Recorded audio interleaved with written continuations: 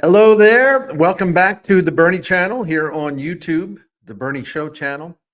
I had one of you in the comment section late last week said, I kind of like when you do these late afternoon videos, these happy hour videos. I like that concept. I even told the gentleman, I said, I might start calling it happy hour with Bernie when I do these things like 3 o'clock or 4 o'clock or even later. Um, As I record this, it's about 3:15 or so. So yeah, all right. Happy hour with Bernie. I don't have anything here. I got coffee. That's not. That's probably not what you're thinking about for happy hour. All right, let's get to the business. Reason I wanted to do this, um, like everybody else, I'm sort of catching up on some of the news over the weekend and such. And my friend Tom Ackerman at KMOX. And by the way, in case you didn't hear, and shameless self-promotion, I'm a contributor at KMOX now. I'm looking forward to it very much. I'm going to be on different shows throughout the week. I'm also going to join Tom Ackerman on sports on a Sunday morning each Sunday. And KMOX near and dear to my heart. I'm very, very happy to be back there again, kind of go full circle, because that's where I started in St. Louis when I came here. KMOX, huge role in helping me become uh, a prominent or major media figure in St. Louis. So anyway, I did want to throw that in. John Mozeliak was on, as he is every week, on Sports on a Sunday morning, and I don't have the audio. You can go to KMOX.com and find it. It's easy to find. You can find it through Odyssey.com as well. So Tom Ackerman asked him about the smaller crowds and if it's upsetting, because the crowd's really, really small at Busch Stadium. That day game against San Diego last week, they only had a little over 11,000 people actually in the stands who actually came through the turnstiles. Anyway, I'm looking over here because I'm going to read these quotes. So Mo told Tom Ackerman that, yeah, he understands. He understands why people are frustrated. He said, obviously, our fan base is not happy with our current product. They are displaying that, I suppose, by not showing up. You look at the vibe you saw in New York, meaning Yankee Stadium, where it's incredible, it's dynamic, and that's something we've gotten accustomed to in St. Louis. Let me interject here. The Yankees have the fourth best record in baseball, and they're going to be in the playoffs. I don't know. Yeah, I would hope. Plus, they have Aaron Judge, among others. I would hope that the Yankees would actually have a festive, packed house with people making noise. I'm not sure I understand the analogy there. That's kind of see, this is what I mean about their messaging. Their messaging just isn't good. And it's one of the major problems they have, because every time they try to address something meaningful, they find a way to make it worse by annoying people. But anyway, yeah, you're not going to have a Yankees vibe. Okay. That's not going to happen. Not right now. Anyway, I don't want to get sidetracked. Let me do this. Okay, so he said it's a dynamic, something we had gotten accustomed to in St. Louis. Well, what would change? Would change, you let the product slip and deteriorate. 91 wins, 91 losses last year. You're 500-ish this year. You're not going to be in the playoffs for the fifth time in 9 seasons.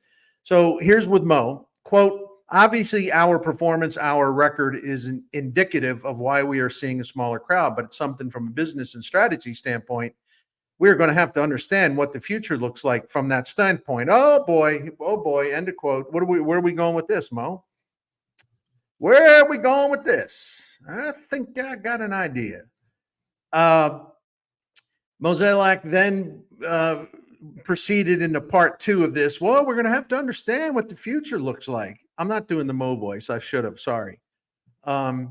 Meaning, well, the smaller crowds, it's kind of the Bill DeWitt third thing. Well, this thing about fans boycotting and because they don't like our product. Well, and remember he laughed talking to Martin Kilcoyne. Oh, well, that's that revenue. We need that revenue for our payroll. That's how we put the team together. Well, I don't know what good that's going to do. He's basically saying, oh, you're not going to support the team. Well, I guess we're going to have to spend even less money. He didn't say that implicitly, but that he was implying. He was kind of holding that over the fans' head. Again, I don't understand this. Like, why is it the fans' responsibility to continue to fund a failing operation? And then when fans either don't show up the Cardinals fans still buy a lot of tickets, a lot of tickets.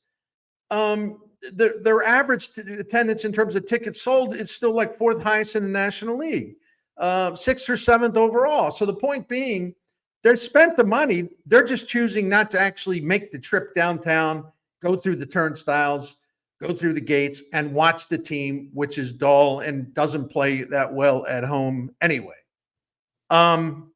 So, but it's always somehow turned around to the fans. Like when Bill DeWitt III, the team president, said that to Martin Kilcoyne. What Mo is kind of implying here, well, from from a business and strategy standpoint, we are going to have to understand what the future looks like from that standpoint. Oh, the smaller crowds, smaller payroll, huh? Where are we going with this? Then Mo went into the TV problem the Cardinals and other franchises have had with this stupid contract with Diamond Sports, and they're going through bankruptcy, and it's kind of put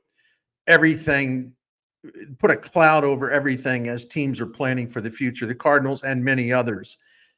So John Mozeliak said, and I quote, obviously, we know we are going to have an uphill climb with what the TV markets could look like moving forward, and so we are going to have our challenges. I think our side is going to have to recalibrate a little bit. And I'm still hopeful our fan base will support us and appreciate what we are trying to do, but I can understand their level of frustration too. Listen, that's one of my favorite Cardinal words I've used. If you listen to my radio show or you read me at scoopsnetwork.com, I call them the Calibrating Cardinals, right? Because it's never, as many of you were first to point out and holler at me. And by the way, I'm not using holler literally. It's like, well, wait a minute. Yeah, they're trying to make the playoffs, but they're just doing enough to make the playoffs. And you all were right about that. You all were on that before I was. I was still a little bit in denial. I don't know why. But anyway, but I call them the Calibrating Cardinals because, and so I love the fact that he used that word because it's like, well, let's see. The Brewers aren't very good. At least they thought, right? The Brewers aren't very good, and there's a third wild card now, and so let's calibrate this.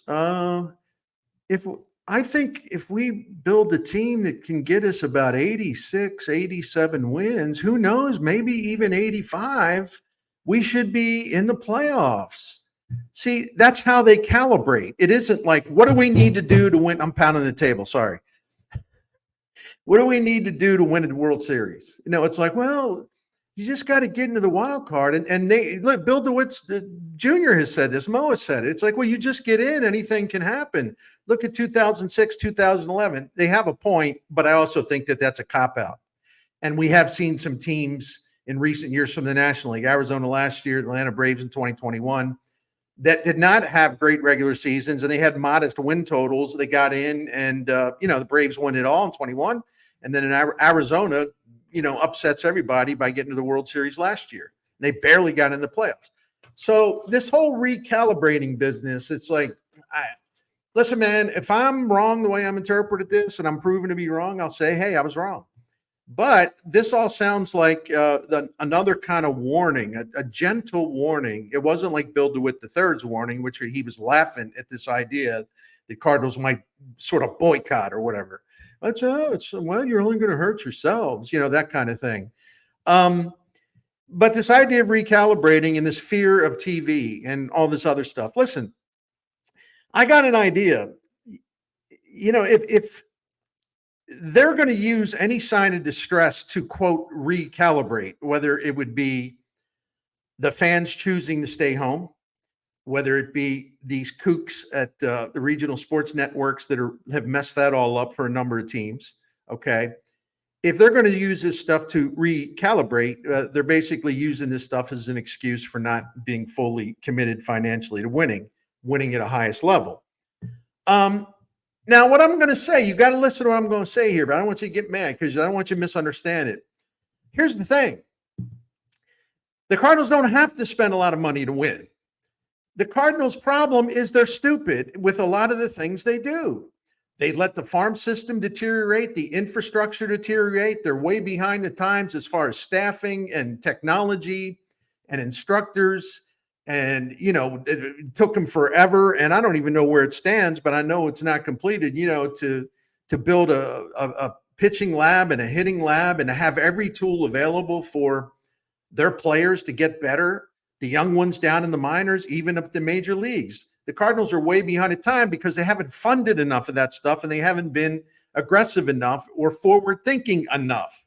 And that explains, and I mentioned that even at the major league level, and I've been doing some research into this, even at the major league level, in terms of staffing, in terms of coaches and behind the scenes people, whether we're talking the analytics department, we're talking about, support staff, video, all that stuff.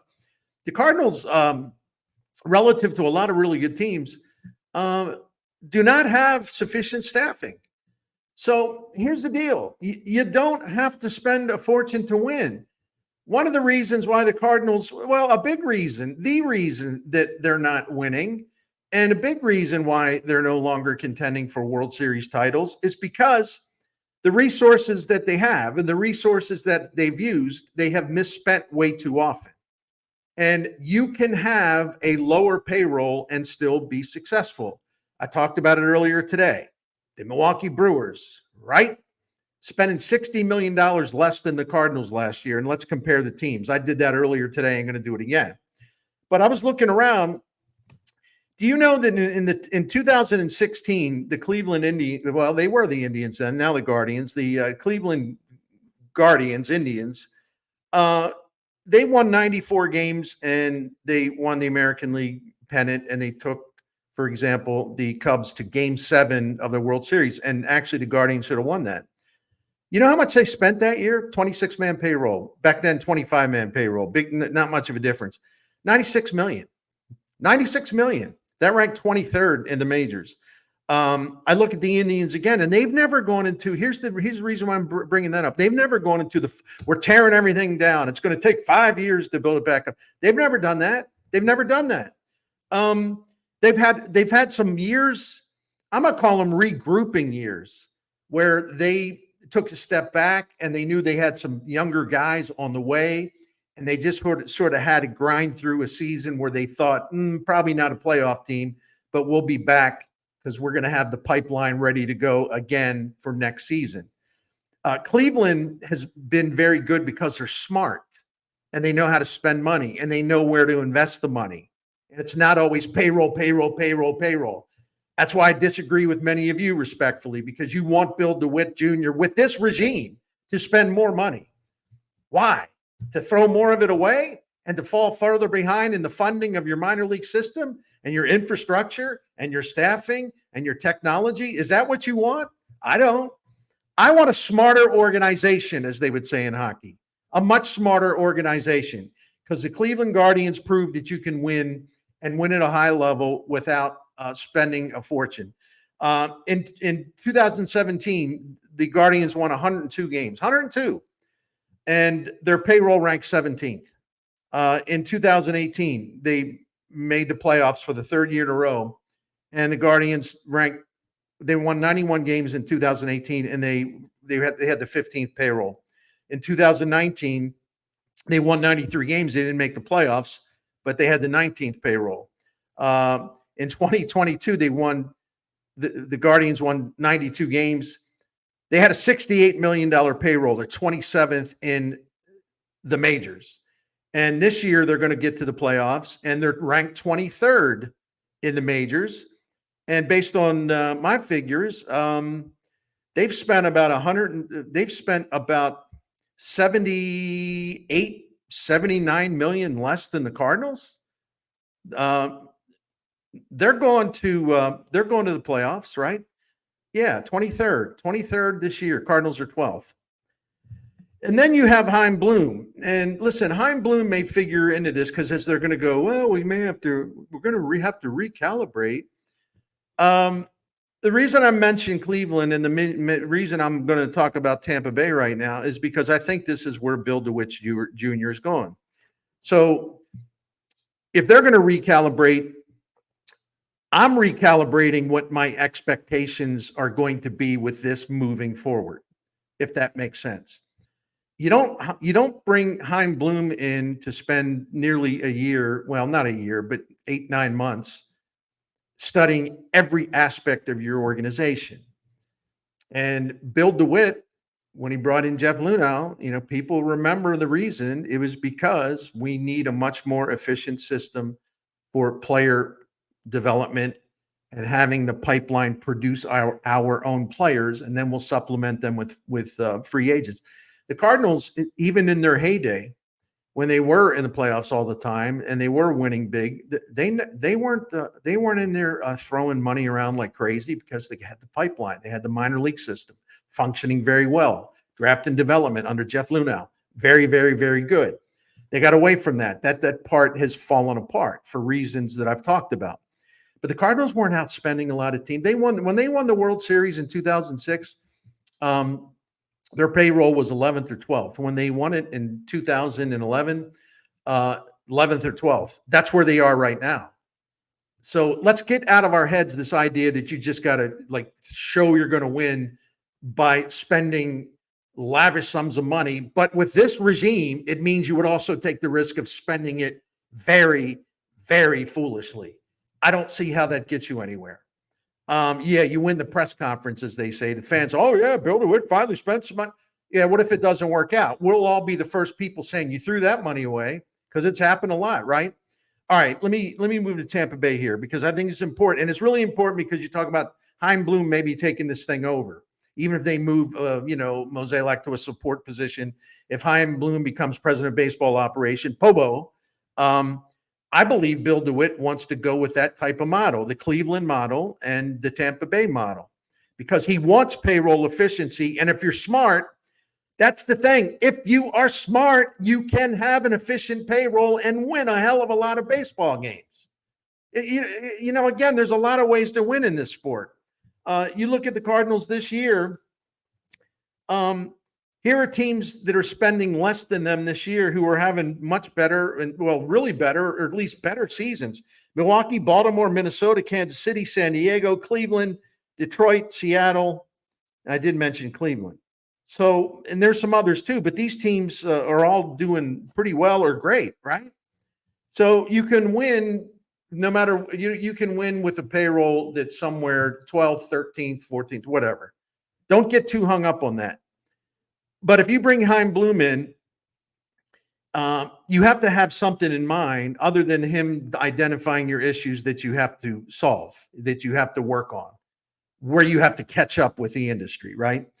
But when Hein Bloom was the team that he built down in Tampa Bay, for example, in 2019, I believe he had already moved on, but that's not the point, to Boston. The point is the 2019 Rays were the team that he had put together. They won 96 games, and they had the smallest payroll in baseball. Okay? 96 games, smallest payroll in baseball. Other teams that he was a part of building, like for example, the 2018 Rays, 90 wins, 28th out of 30 in payroll. And if you look at their history, even in recent years, they won 99 games. Tampa Bay, 99 games last year. Their payroll was 28th. They were 10 games over 500 in 2022. Their payroll was 25th. They won 100 games in 2021. Their payroll was 26th. On and on and on. Hein Bloom is very, very familiar with how you do this. Boston's owners hired him to do that there. It's like, well, we're tired of throwing money away. We want a smarter operation, and we want a more efficient payroll. Except when he tried to do it, including rebuilding their farm system, which, by the way, was ranked 7th in August by MLB Pipeline. That's the farm system he rebuilt in Boston. The owner's like, well, you listen, we just got to stop throwing money away. We need to streamline things. We just got to be smarter. And we need you to cut back on payroll, and we're going to do it the Tampa Bay way. They actually said that literally. Well, until their fans, I mentioned this before, so sorry for the redundancy. I mentioned it in a previous video. but their fans didn't like it, and it gets real loud in Boston, and the media there goes berserk. Unlike some markets, I wonder which one I'm talking about. Uh, then John Henry and those people, they got really nervous, really, really nervous. Oh, well, what are you doing? What are you doing? Well, Chaim Bloom was doing what you hired him to do. And you told the dude to trade Mookie Betts. That's your first thing, all right? If you think Chaim Bloom was stupid in Boston or something, we have to disagree. You need to do some back reading on this. So anyway, you don't bring in Chaim Bloom unless you have a specific model in mind. And another reason why I brought Cleveland into this, right? And I know it's kind of like, man, I hope I'm not confused, but let's just kind of connect the dots. Before, when Bill DeWitt fired Walt Jocketty after the 2007 season because of the big rift he had with Jeff Luna, it was tearing the organization apart. The guy that Bill DeWitt Jr. wanted to hire was Chris Antonetti, who was then the young and upcoming wonderkin, young genius type general manager. Chris Antonetti, I think, did a wise thing. He turned it down because, the whole Luno thing, and it's like, is this organization, is it just all split up into factions? I don't know about this. And that's when Mo got the job. And Mo, to his credit, I know it's fashionable. Oh, you're never going to give him credit for anything. I get it. Okay, you're mad. You're burned out on him. You're disgusted. I get it. The messaging, as we saw again, is terrible. But Mo did bring harmony to that organization, and that was a really huge thing at the time. It was a really big deal. It was actually one of the better things he did. That Luna and he worked together very, very well, and there wasn't this constant screaming and hollering and power struggles. So let's see. The one guy before Mo that DeWitt wanted to hire was someone who was running Cleveland, someone who was used to doing a lot with a much lower payroll. Tampa Bay, what attracted Chaim Bloom to Bill DeWitt, John Mozeliak, Tampa Bay is the model of doing a hell of a lot more with a hell of a lot less, right? So if you trace this and think through this, it's pretty obvious where this thing is going. Now, I can't sit here and predict the payroll size. And frankly, I'm going to repeat, I'm not going to get hung up on payroll if they start to get smarter and do everything they need to do that don't have as much to do with payroll, all the stuff they used to do well that they're no longer doing, drafting and developing, the finest instruction, being ahead of the curve with technology and analytics, just all the things where they once upon a time, because of Jeff Luno, because Bill DeWitt hired him to do this stuff, modernized the Cardinals into a more efficient model. If he wanted to hire the Cleveland guy to do this, but the Cleveland guy said no, Mo did a good job. And again, I don't want to get into Mo because, again, they could win 3 World Series and you'd all still be, just trying to destroy Mo. I get it. It's just a burnout time. I don't blame anybody, but I'm just saying, I don't even like to talk about it because everybody goes nuts. But if you tried to hire the Cleveland guy because you wanted a certain model, and then, you brought in a guy who's known for continuing and even making stronger the Tampa Bay model, this is where the Cardinals are going. And you know what? If it means that their payroll is going to stay the same or go down a little bit, if they're a lot smarter in other areas and they stop doing all these stupid things and they get up to speed in terms of their staffing and infrastructure and technology and instructing, that's the key to turning things around. But fans may have to be a little patient, and John Mozeliak overuses that term, right? I get it. He does. They might have to be a little patient from the standpoint, if this is the model that the Cardinals want, and don't say, well, it's him being cheap, because again, the Luno model that he put in here, the Cardinals were not this big spending enterprise, but they had everything else in order. They had everything perfectly lined up. They were way ahead of the curve on a lot of these things. And they need to get back there. They need to get back there. And yeah, the Tampa Bay model works. and the Cleveland model works. And before you say, well, Tampa Bay never won World Series. Well, how's that good? Listen, it's a miracle. A team that pretty much has the lowest or next to lowest or third lowest payroll in baseball every year has won all of these games and gotten in the playoffs so many times. And even if just getting close to a World Series is quite the accomplishment. They don't have the big financial war chest, but they have overachieved based on payroll. And that's not a bad thing, because I think this is the way Bill DeWitt wants to go. And we can fuss about it. We can call him cheap, whatever. But if he is going to fix this thing and make them a more intelligent, efficient organization, I'm okay with that. And some of you that would say, no, he's got to prove to me, he's got to spend money. If you want John Mozeliak throwing more money away to make this problem worse while ignoring the things that must be fixed and haven't been fixed, if that's what you want, okay, we'll have to disagree. I don't see that gets you ahead. All right, I'm done hollering, man. I got 26 minutes. I probably lost half the audience, but I appreciate your support on this happy hour edition of the Bernie Show. And we'll be back tomorrow morning with more. Thank you very much, as always. Appreciate your support. Love your comments. And please subscribe and tell your friends to do the same. Thank you very much.